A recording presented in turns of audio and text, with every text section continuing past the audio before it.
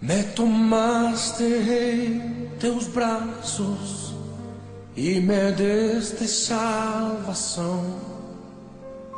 Teu amor tens derramado em meu coração. Não sei como agradecer-te o que tens feito por mim. Só posso dar-te agora minha canção.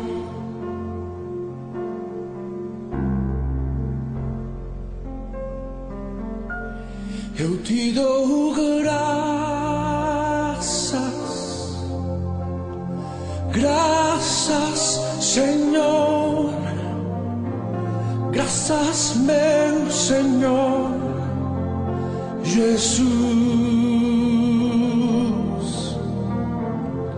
Graças, muitas graças, Senhor. Graças, meu Senhor Jesus. Lá na cruz me deste vida, entregaste tudo ali. Vida eterna tu me deste ao morrer. Por teu sangue tenho entrada ante o trono celestial. Posso entrar confiadamente ante ti.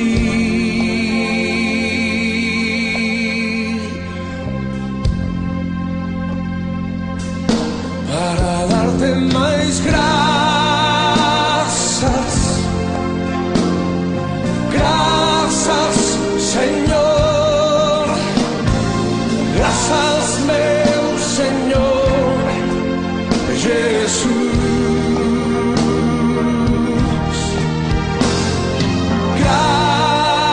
Graças, muitas graças, Senhor. Senhor Jesus, graças, graças,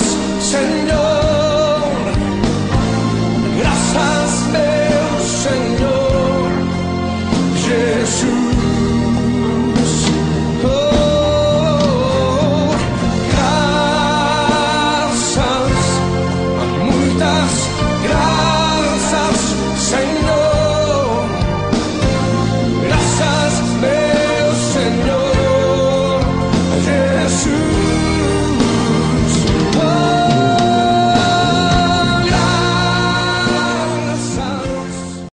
A ceia é símbolo da graça de Deus. Todo momento da ceia, tudo aquilo que aconteceu durante a ceia, nada mais é do que a manifestação da graça de Deus. E o tema que eu gostaria de pensar com os irmãos essa noite é a ceia do Senhor, o banquete da graça. Quando nós lemos nos evangelhos a história, o momento da ceia do Senhor, nós vamos perceber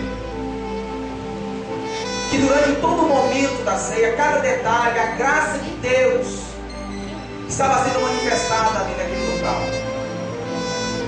E quando Judas Iscariotes havia tramado e arquitetado entregar o seu mestre por 30 moedas de prata,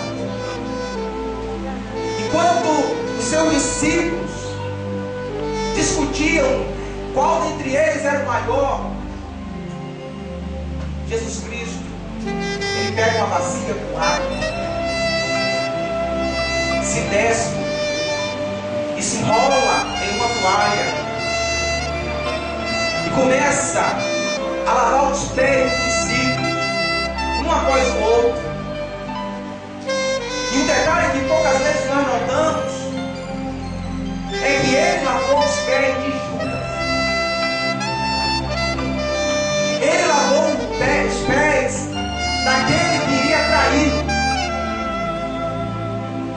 daquele que iria entregá-lo para a morte. Isto é graça. Eu fico olhando para a ceia, e Jesus chega um momento em que ele chega para Pedro e diz: Pedro, você vai me negar 3 vezes. Ainda esta noite. Mas ele queria dizer para aquele homem que ele jamais o abandonará. Isso, irmãos, é graça. No momento principal da ceia, Jesus ele pega o pão e ele dá graças a Deus. E eu penso que Jesus está dando graças a Deus, não somente por aquele alimento,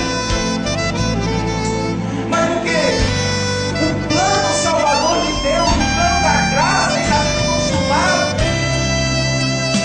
Jesus dá graças a Deus porque ele vai dar o seu corpo por amor de nós. Eu e você não existimos naquela época, mas já estávamos no pensamento. Na mente de Jesus, já éramos pessoas graves, ele se deu por nós. O sangue e o cálice que vinho representa o sangue de Jesus, vertido, derramado, esponjado naquela cruz. É o sangue de uma nova chance, uma nova maneira de Deus se relacionar com você. E essa nova maneira de Deus se relacionar comigo e com você é a maneira da graça. Nós éramos miseráveis, nós éramos pecadores, mas Deus nos manifestou a sua graça. Todavia, 20 anos depois, aproximadamente, Paulo está na cidade de Éfeso e ele ouve pela família de Clói que a igreja de Corinto já não estava celebrando a ceia de maneira tal que enfatizasse a graça de Deus. Muito pelo contrário, eles se reuniam para promover divisão, promover discórdia, porque os ricos se colocavam no canto e se alimentavam muito bem, e os pobres que não tinham o que comer se colocavam no outro canto, na margem da igreja, e passavam fome.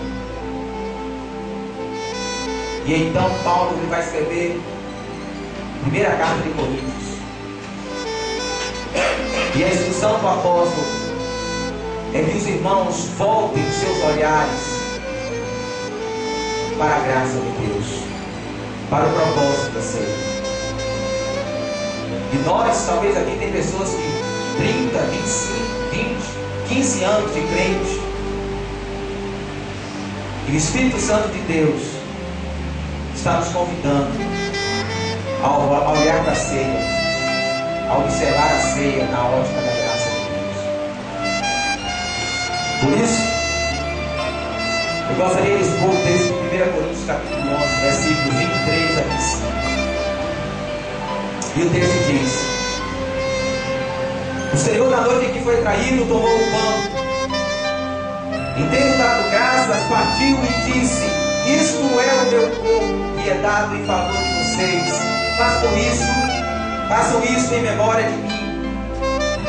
Da mesma forma, depois da ceia, ele tomou o cálice e disse: este cálice é a nova aliança do meu sangue. Façam isso sempre que o beberem em memória de mim. Eu penso que o apóstolo Paulo ele está convidando nós nesta noite, em primeiro lugar, a olhar, a voltar o nosso olhar para a cruz.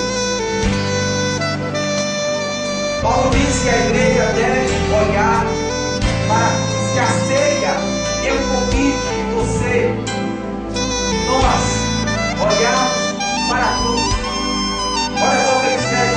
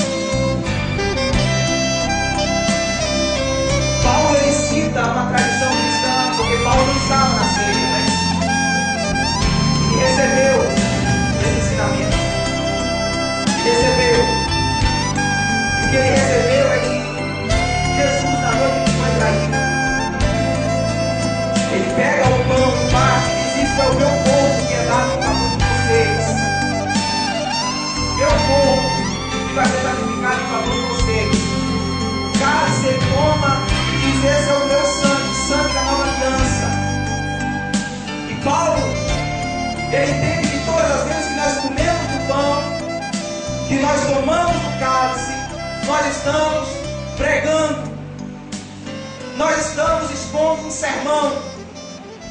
Talvez não com palavras, mas com gestos, nós estamos anunciando a morte de Cristo. Nós estamos voltando o nosso olhar para o Calvário, para o Gólgota, para a cruz.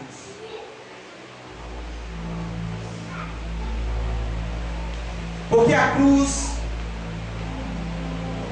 foi a grande demonstração do amor e da graça de Deus.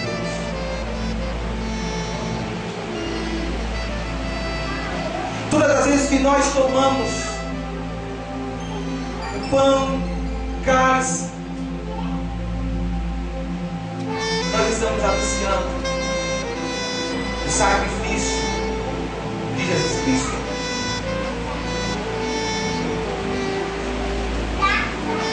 E o momento da ceia foi um momento tão especial, porque naquela noite Jesus já tinha consciência de que pessoas estão tramando a sua morte.